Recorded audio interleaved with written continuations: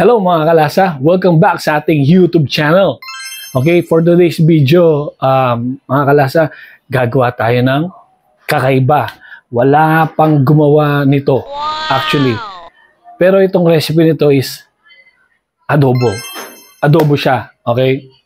Pero wala pang gumawa nito. Alam niyo ba kung bakit wala pang gumawa nito? Ipagsasama natin yung bagnet and then adobo recipe. Okay, gagawin natin sizzling bagnet adobo. Okay, kakaiba siya. Naisip ko lang kasi malasa yung adobo and then masarap yung sauce niya, yung sarsa niya. Inisip ko crispy yung bagnet. Kaya itry natin ngayon. So, mga kalasa, ano ba hinihintay natin? Tirayan na natin, baka tirayan pa ng iba.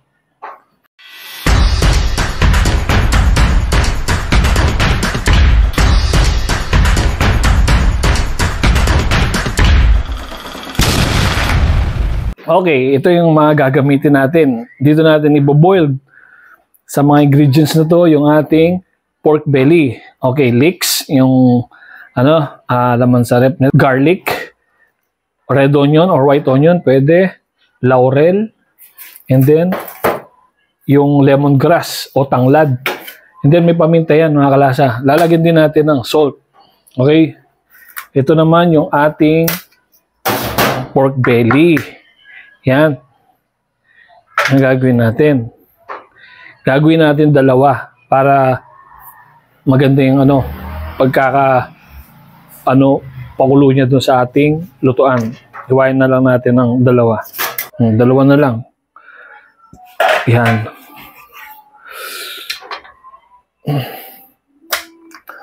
I-search mo ngayon din kapag may nakita kang gumawa na nito. Wala pa. Scroll akong gano'n, chinek ko, wala talaga eh. First time to mga kalasa. Susubukan natin. Okay? Goods na goods to. Kaya tirahin muna natin sa taas. Okay? Yan. Para maging maganda yung natin. Skin.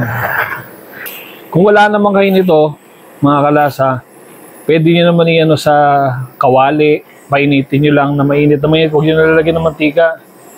Yan. Tapos, ilapat nyo lang yung balat ng pork doon. Pwede.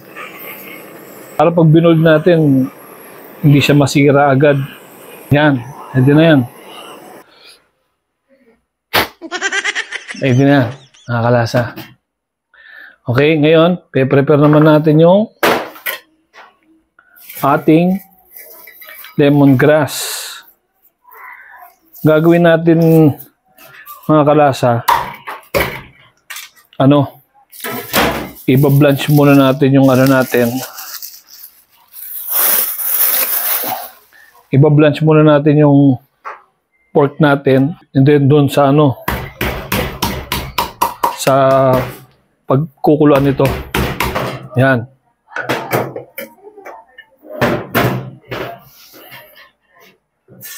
Kaso kukuha tayo ng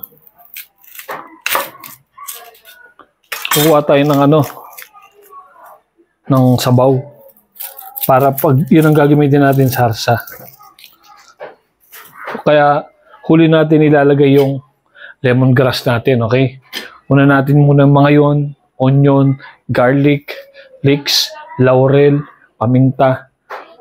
Yan, una muna natin yan. Tapos pag saka natin siya ilalagay pag nakaseparate na tayo ng sabaw. Yan. Tara, doon na tayo mga kalasa.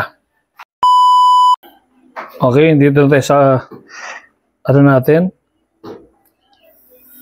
Lutuan. Sindihan natin yung apoy. Yan. Bablanch lang natin to.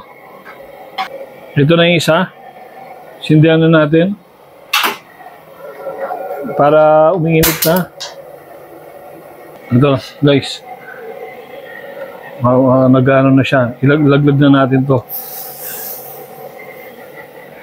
Para matanggal yung yung excess na iba. na hindi maganda. Ilang ano, mga 2 to 3 minutes. Pwede na hanguin. Tas dito, lagyan natin. Pwede na natin ito ilagay. Yan. Yung bawang, sibuyas, laurel, leeks, tapos paminta. Yan. Yan, paminta. Tapos asin. Konting asin lang kasi lalagyan pa natin ng toyo. Mamaya. Yan o. Ayan o. Yan ang mga pangit. Yan. Yung sinasabi ko na ano.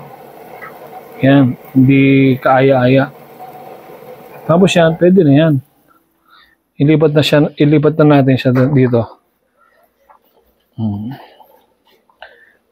Yan. Para mamaya kukuha tayo ng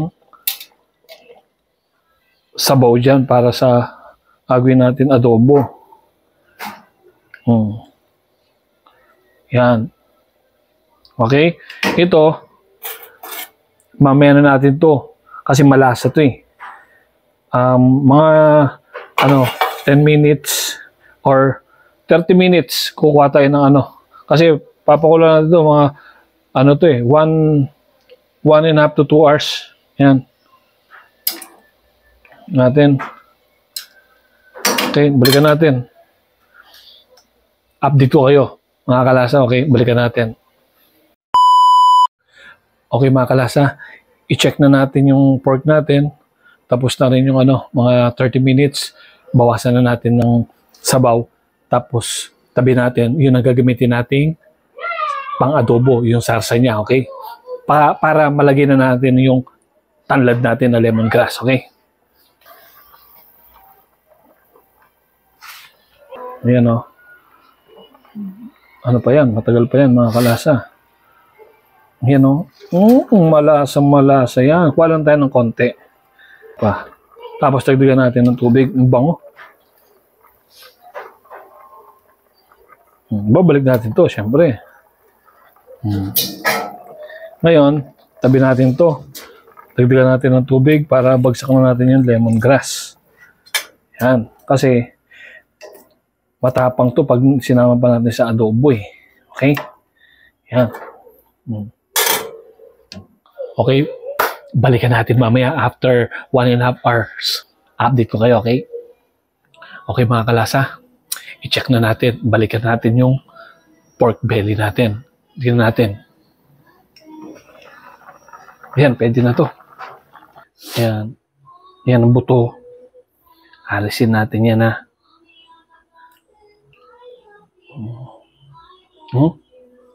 Ba?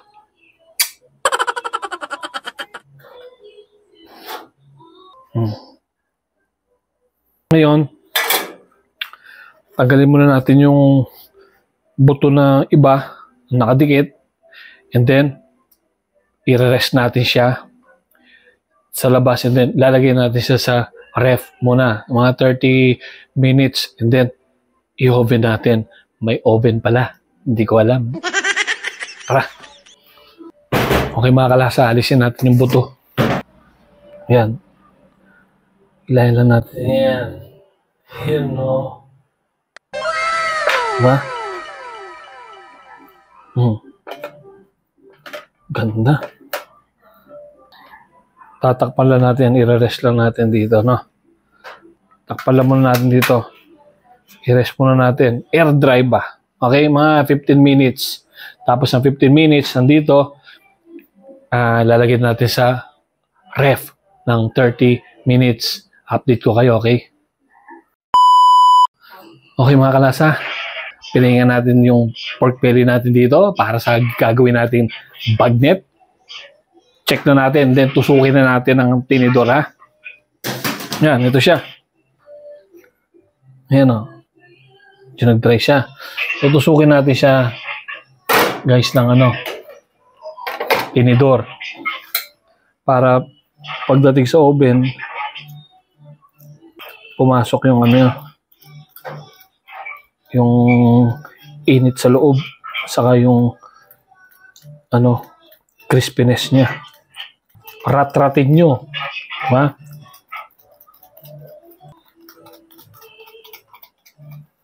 Yan. Tapos, pahiran natin ng suka.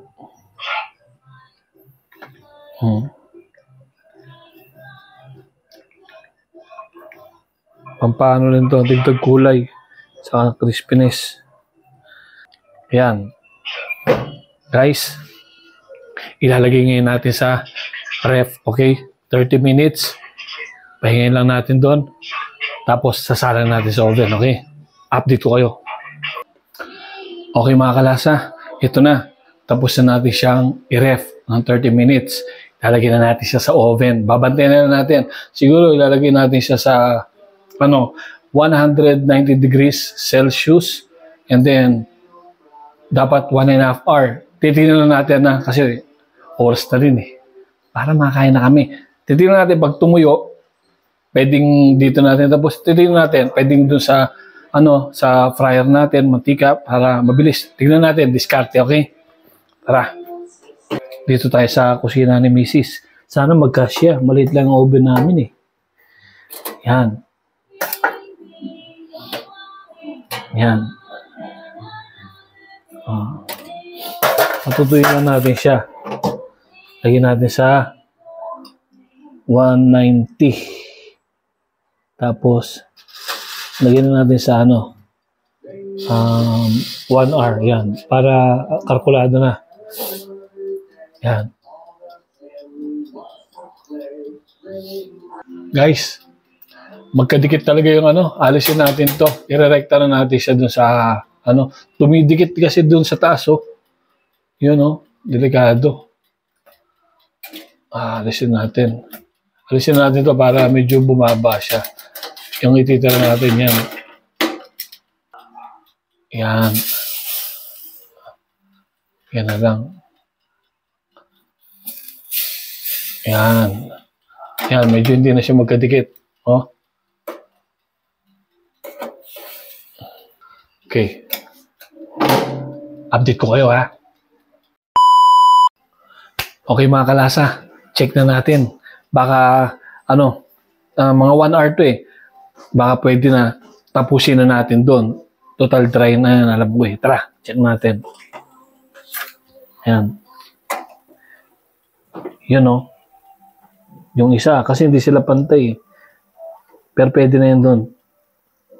Crispy! Tatapusin na yan natin sa labas. Yan o, yan mo. Tatapos na yan. Okay guys, sindihan na natin to.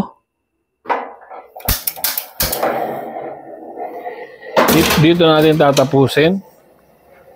Siyempre, gagamitin natin ang Happy Fiesta! UFC! Baka naman, ha? Malinis kasi ito eh. Yan. Papakrispy lang natin yung sa taas niya. And then, o kaya, luluto na muna natin sa ilalim niya. Tapos saka natin ilalagay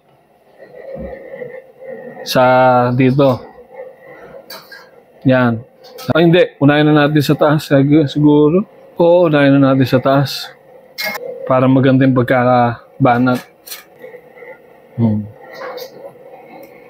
Sabay na yan. Yan. Ganyan lang yan, guys. Pasadaan niya lang.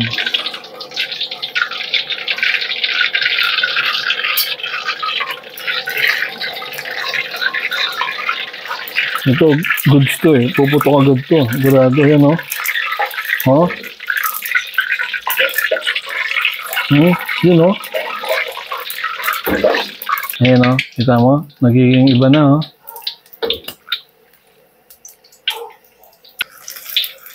Tapos ito, guys, gagawa tayo ng sarsa na.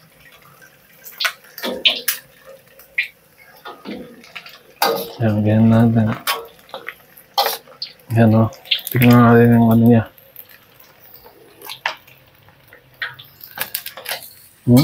Solid. Sauce, panalo. Ito, hindi pa tapos yan.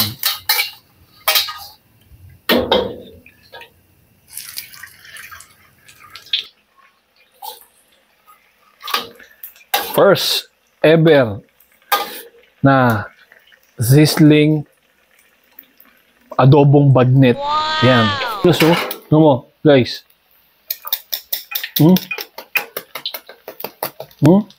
Solid. Pahingin na natin siya. Tapos na natin siyang paliguan. Yan. Ngayon, gagawa tayong sauce. Lagyan natin ng ano. Gusto ko sana hindi. Pirito muna natin to, no? Ito. Lagyan natin chips pang garnish. Ni-slice lang natin yan, ha? Naging golden brown na siya. Pwede na yan. Pwede na yan. Okay. Lagyan na natin to. Sibuyas. Tapos, ilagay na natin yung ano, sabaw kanina na pinagkuluan. Yan. Yan. Halagyan natin ng toyo. Guys, ha, toyo, tama lang. Titikman naman natin yan eh. Tapos, pitik lang na suka, no? Pitik lang. Hindi mawawala yung mamasitas. Okay? Oyster sauce. Natin. Isa lang. Pwede na yan. Masyado magastos eh. Lagi ko nalang ginagamit si mamasitas. Paramdam ka, mamasitas, ha? Huwag ka mahiya, ha? Tapos, pitikan natin ng sugar. Sugar lang, pitik lang. Mga, 1 tablespoon. Siyempre, alam niyo na, hindi mawawala yung ating good item. Lalagyan natin yan. Pitik lang, ha? Pitik lang. Pitik lang, ha? Tikman lang natin.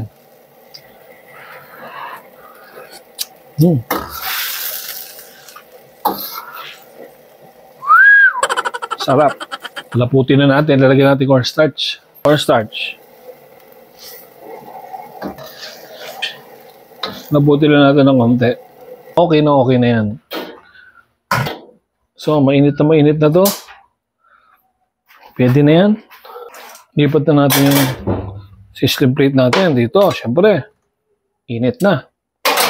Ready na natin. Tara!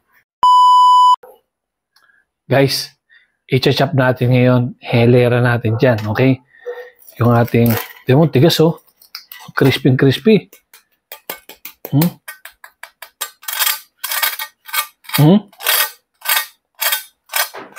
Crispy. Chop na natin, no? Ganda.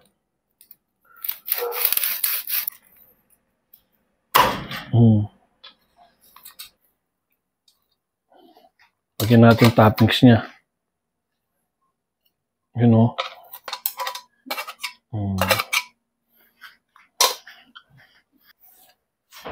Pogi. Dito na tayo sa sarsa niya.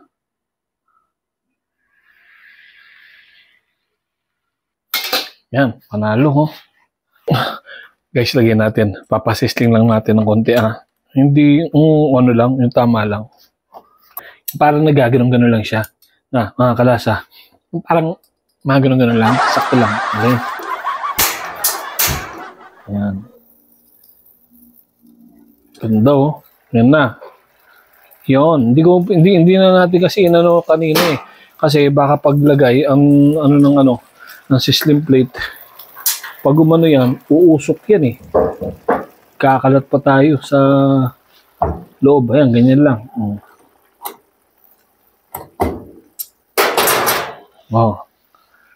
Diba? Panalo. Yan guys. Tapos na yung ating sizzling adobong bagnet. Yan. Top with the garlic chips. Goods. Yan o. Solid. Ba? Titikman natin. Siyempre. Tikman natin, ha. sauce. Sarap.